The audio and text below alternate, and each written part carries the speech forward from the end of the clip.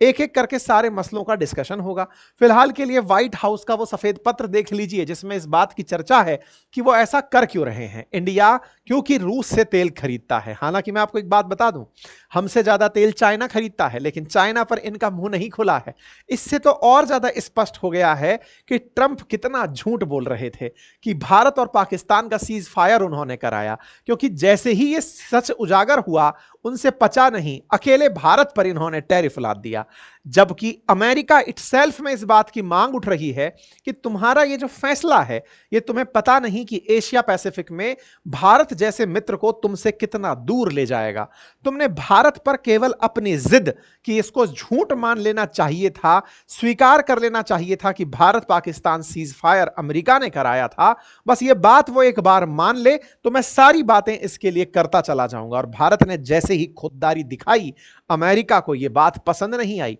यही कारण है कि सेलेक्टिवली वो चाइना जिससे वो रफ नफरत करता है, कंपटीशन रखता है, उसके ऊपर टैरिफ ना लगाकर हम पर टैरिफ लगा दिया, यह कहते हुए कि तुम रूस से तेल खरीदते हो इसलिए तुम्हारे ऊपर पेनल्टी भी लगाई जाएगी। चलिए कोई बात नहीं, अगर ऐसा भी हुआ है तो कहीं ना कहीं दुनिया को एक संदेश तो है कि भारत रूस के साथ खड़ा है। दूसरा संदेश यह भी है कि अमेरिका को भारत से ईगो क्लैश हो चुका है, इस बात का कि भारत तुम हमसे डरे क्यों नहीं, हमारे कहने पर तुमने सच को मतलब झूठ को इग्नोर क्यों किया, तुमने झूठ का सामना क्यों किया, क्यों अपनी तरफ से आकर सच बोल दिया। ऐसे में अमेरिका की तरफ से प्रॉपर तरीके से बात लिखी गई कि रूस को पैसा मिलता है भारत के तेल खरीदने से, जो दुनिया को ये गाते बजाते आए हैं। भारत की तरफ से इस बात पर दुनिया को पहले ही बता दिया गया था, यह संदेश देते हुए कि यह दुनिया को मूर्ख बनाता है अमेरिका।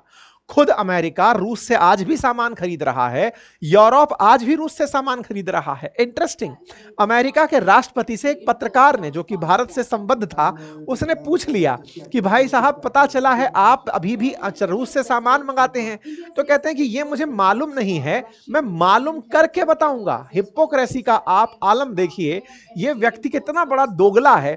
भारत पर इसलिए कि हम तेल मंगा रहे हैं आप पर प्रतिबंध लगेगा, और खुद आज भी यूरेनियम रूस से मंगाता है, और यह पत्रकार पूछ लेता है तो कहता है कि मैं मालूम करके बताऊंगा कि क्या वाकई में ऐसा है। खैर जो भी है, इसका दोगलापन उजागर हुआ है। अब इस दोगलेपन की कीमत क्या चुकाएगा अमेरिका, वो समझिए। देखिए, यह सत्य है कि अमेरिका को इंडो पैसिफिक में अपने लिए एक अलाय चाहिए, एक ऐसा ट्रस्टवर्दी और लॉन्ग स्टैंडिंग मित्र चाहिए जो कि कभी ना कभी चीन के खिलाफ अमेरिकी धड़े में शामिल हो। चीन के खिलाफ उसे पकाया जा रहा था, बाइडेन काल में खूब अच्छे से खींचा गया कि आप क्वाड में आते क्यों नहीं हैं, आइए ना हम लोग मिलकर के बढ़िया बातें करेंगे, मालाबार एक्सरसाइज करेंगे, चलिए कुछ ऐसा करेंगे कि हम चाइना के खिलाफ अगर फिलीपींस में, ताइवान में अगर कोई मसला हुआ तो चल के आएंगे। बाइडेन लगातार प्रयास कर रहे थे, लेकिन इन सारे प्रयासों पर, इतने लंबे समय के जो अमेरिकी प्रयास भारत को साथ लाने के थे, उन पर इन भाई साहब ने अपने एक झूठ के चलते पानी फिरवा दिया है। क्योंकि अल्टीमेटली इन्हें शांति दूत जो बनना था, नोबेल प्राइज जो चाहिए था, लेकिन हमने कहा कि नहीं साहब, हमारे लिए राष्ट्र प्रेम प्रथम है, हम कैसे आपकी बात को मान लें। ऐसे में अब हम लोग इस बात से उलट आगे चलते हुए, ट्रंप की बातों को और धता बताते हुए रूस की यात्रा पर डोभाल साहब को भेज दिए हैं। अब यह यात्रा अचानक हुई है क्या, मतलब हम घबरा गए क्या कि अमेरिका ने हमारे ऊपर जैसे ही सैंक्शन लगाए, अरे चलो अब चलते हैं रूस में चलकर बात करेंगे, डोभाल साहब को भेज दिया? जी नहीं। असल में भारत और रूस की हर साल एक वार्ता होती है जिसमें भारत के एनएसए अमेरिका जाते हैं और भारत के राष्ट्राध्यक्ष, सॉरी माफी चाहूंगा, रूस जाते हैं, और भारत से रूस और रूस वाले भारत आते हैं। इस तरह की वार्ता चलती रहती है। लास्ट ईयर सितंबर में एनएसए डोभाल रूस में गए थे, और जब गए थे तो वो महीना सितंबर का था, और उस समय मीडिया ने जिस चीज को छापा था वो ये कि ये बहुत ही मतलब कहा जाए तो अविस्मरणीय क्षण है कि पुतिन साहब भारत के एनएसए से मिलने आए थे। भारत के एनएसए को इन्होंने बातचीत की थी, साथ बैठे थे। जनरली ऐसा होता है, राष्ट्राध्यक्ष से मिलते हैं, एनएसए से मिलते हैं, विदेश मंत्री से मिलते हैं। एनएसए तो कोई पद सरकार, वो लोकतंत्र के अंदर विधायकी का या सांसदी का पत्र नहीं, वो नहीं है, मंत्रालय का कोई पद नहीं है, ये तो एक सरकारी नौकरी है। इन व्यक्ति से पुतिन मिले हैं, इसका मतलब उन्होंने अपनी लाइंस क्रॉस की थी, प्रोटोकॉल ब्रेक किया था। यह खबर उस समय प्रकाशित हुई थी। अब चर्चा यह है कि उस समय जब उन्होंने ऐसा किया था, हो सकता है डोभाल साहब से इस बार पुतिन फिर से मिले। लेकिन खास यह नहीं है, खास यह है पिछली बार सितंबर में यह वार्ता होनी थी, इस बार यह अगस्त में ही हो रही है। इसका मतलब 1 साल से पहले ही यह वार्ता होने का असल जो ट्रिगर है वो केवल और केवल ट्रंप है, जिसने इन दिनों जैसे रायता फैलाया, हम तुरंत प्रभाव से पहुंच गए कि सर बताइए आगे क्या मोड ऑफ एक्शन होना चाहिए, आपके साथ तेल खरीदना है, क्या तरीका रहेगा, आपके साथ व्यापार रखना है, बताइए किस तरह से हम लोग मिलकर आगे काम करेंगे। यही काम हो रहा है। एक इंटरेस्टिंग बात और है, मैंने आपको कल के सेशन में बताया था, एक अमेरिकी प्रतिनिधि पुतिन से मिलने के लिए रूस पहुंच रहे हैं। स्टीव विटकॉफ नाम है इनका। ट्रंप के प्रतिनिधि जो रूस में जा रहे हैं, उन विटकॉफ का प्रेजेंस इस समय रूस में ही है। चर्चाएं ये भी चल रही हैं कि जो रूस अमेरिका से आया हुआ प्रतिनिधि है, जो शांति दूत बनकर आया है पुतिन को समझाने, हो सकता है उससे भी डोभाल साहब की मुलाकात हो जाए। हालांकि इस बात के केवल कयास लगाए जा रहे हैं, क्योंकि पुतिन को यह समझाने ये आए हैं कि भाई साहब मान जाइए, क्योंकि आपको पिछली बार कहा था आप नहीं माने, इसलिए 8 अगस्त तक का आपको टाइम दिया गया। आपके जो मित्र हैं वो आपसे तेल खरीदना बंद कर देंगे, हमने उनको डराना धमकाना शुरू कर दिया है। इस बीच में भारत का वहां प्रतिनिधि होना यह दर्शाता है कि विटकॉफ को यह संदेश दिया जा रहा हो कि विटकॉफ चिंता मत करो, रूस और भारत अपना रास्ता निकाल लिए हैं। खैर, विटकॉफ की यहां यात्रा होती है, तमाम प्रयास हैं कि आने वाले समय में पुतिन और डोभाल साहब आपस में मिल लेंगे। दूसरा हमने अपनी सक्रियता में जो काम किया वो ये कि जिस समय अमेरिका हमारे खिलाफ प्रयास कर रहा है कि इन्हें दबाया जाए, उसी दौर में हमने एक अनाउंसमेंट कर दिया कि प्रधानमंत्री मोदी एससीओ की समिट में साझा होने के लिए चीन जाएंगे। एससीओ की समिट में 31 अगस्त से 1 सितंबर के बीच में आप चीन की यात्रा पर होंगे। यह दौरा 31 अगस्त और 1 सितंबर के बीच में होगा। वर्ष 2020 में जब गलवान वैली इंसिडेंट हुआ था, उसके बाद मोदी की यह पहली चीन यात्रा होने वाली है। उससे पहले वो 2018 में यहां गए थे और उसके बाद में अब ये यहां जा रहे हैं। तो 6 साल बाद प्रधानमंत्री मोदी की अब चीन में यात्रा हो रही है। हालांकि इस लिहाज से भी प्रधानमंत्री मोदी का यह चीन में छठा दौरा होगा और ऐसा करके वो 70 सालों में पहले ऐसे प्रधानमंत्री होंगे जो इतनी बार चीन गए होंगे। आखिरी बार यह दौरा 2018 में था, जिसके बाद शी जिनपिंग को भारत लाया गया था। शी जिनपिंग भारत आए थे, उनकी तस्वीरें भी आप देख सकते हैं। लेकिन 2020 में गलवान वैली इंसिडेंट हुआ। कई बार तो लोग यह भी कहते हैं कि इसको भड़काने में भी अमेरिका का कहीं ना कहीं रोल रहा होगा, क्योंकि इससे सबसे ज्यादा फायदा अमेरिका को हुआ था। भारत में चीन के बायकॉट में तमाम प्रयास हो गए थे, चाइना को बायकॉट किया जाना शुरू हो गया था, चीन के विरोध में भारत में मोमेंटम बनकर खड़ा हो गया था और इसी बीच में अमेरिका आ खड़ा हुआ और उसने हमारे कंधे पर हाथ रखते हुए बाइडेन का एक टॉप एड ही भारत आता है और वो कहता है कि आप चाइना पर फोकस करना छोड़िए, अमेरिका के साथ चलिए, और वो ऐसा कहकर भारत को अपने साथ खींच ले गया।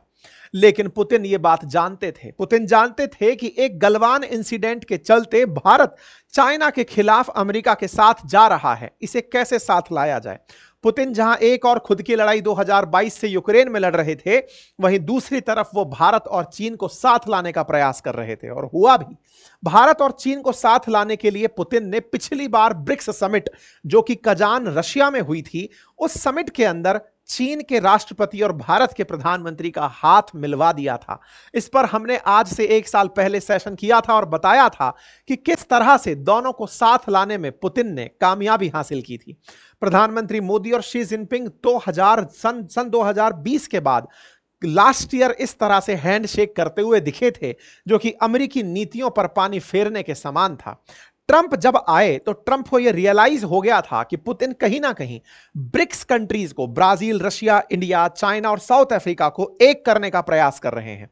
ट्रंप इस बात से भयभीत हुए और इसी के चलते उन्होंने पिछले ही साल एक ट्वीट मार दिया और कहा कि अगर अमेरिका के खिलाफ ये ब्रिक्स कंट्री सोचते हैं कि वो कुछ नया तरीका इजाद कर लेंगे, तो याद रखिएगा उन पर मैं 100% टैरिफ लगा दूंगा, उनका कोई भी माल चाइना में बिकने नहीं दूंगा। हमने इस बात को सुना तो था, लेकिन धीरे धीरे अब हम इस दिशा में आगे बढ़ने लगे हैं। ऐसा मैं क्यों कह रहा हूं, आप नोटिस करिए, ब्रिक्स के लिए जो ये धमकी थी वो किन देशों के लिए थी।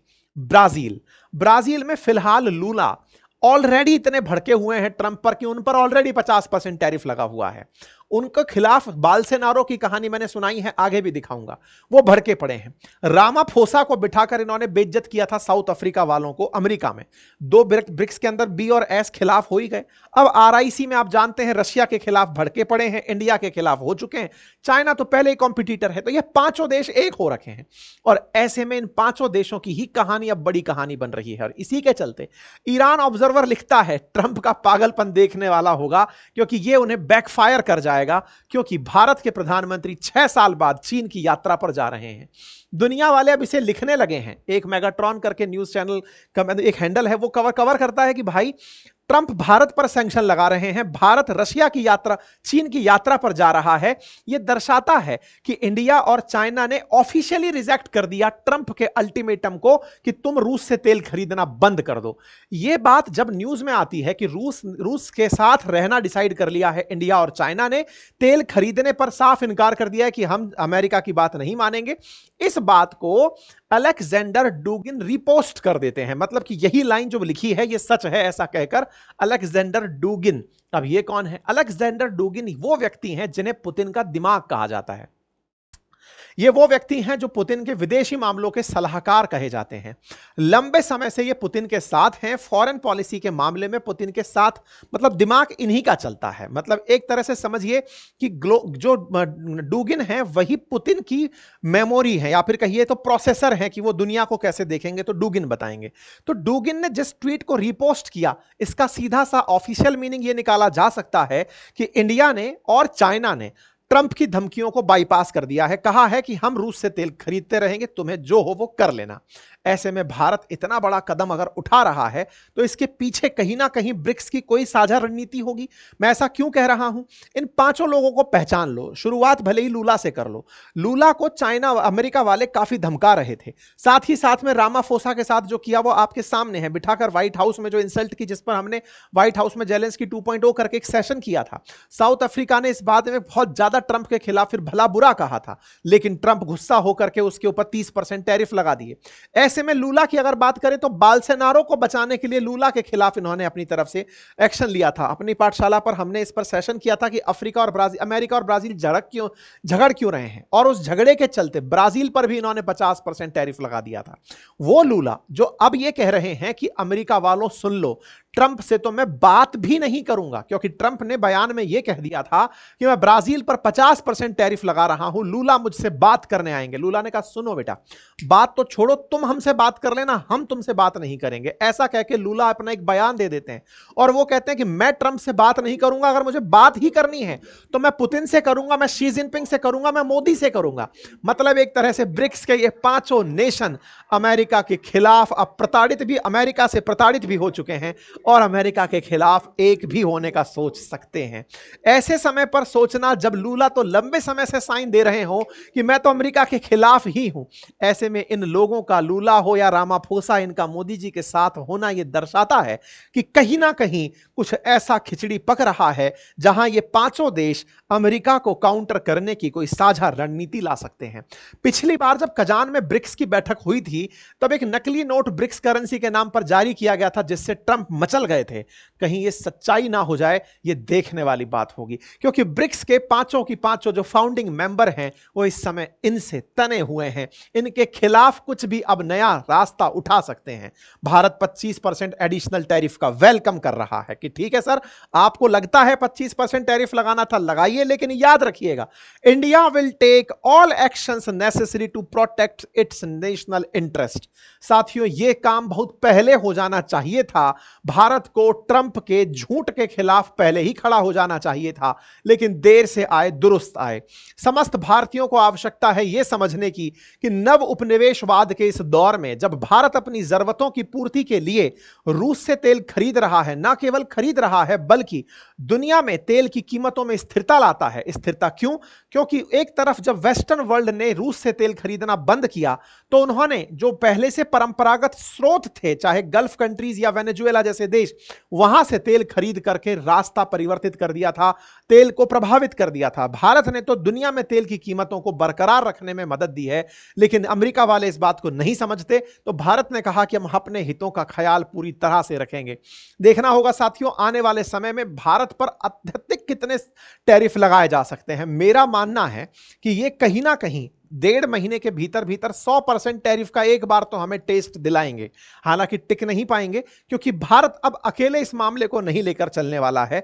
कहीं ना कहीं वो रूस, चाइना, ब्राजील, इन साउथ अफ्रीका, इन सबको साथ में लेकर, क्योंकि 50% पर पहुंच चुके हैं भारत और ब्राजील, 30% पर साउथ अफ्रीका, चाइना वालों के साथ डील की बात चल रही है, रशिया ऑलरेडी सैंक्शनड है। ऐसे में अगर ये पांचों कुछ खिचड़ी पकाते हैं और दुनिया में अमेरिका को आइसोलेट करने का कोई प्लान ले आते हैं, तो ये दुनिया के लिए एक अपने आप में बड़ी मिसाल कायम करेगा। बाकी आप लोग इस विषय पर क्या सोचते हैं, अपनी राय कमेंट बॉक्स में जरूर रखिएगा।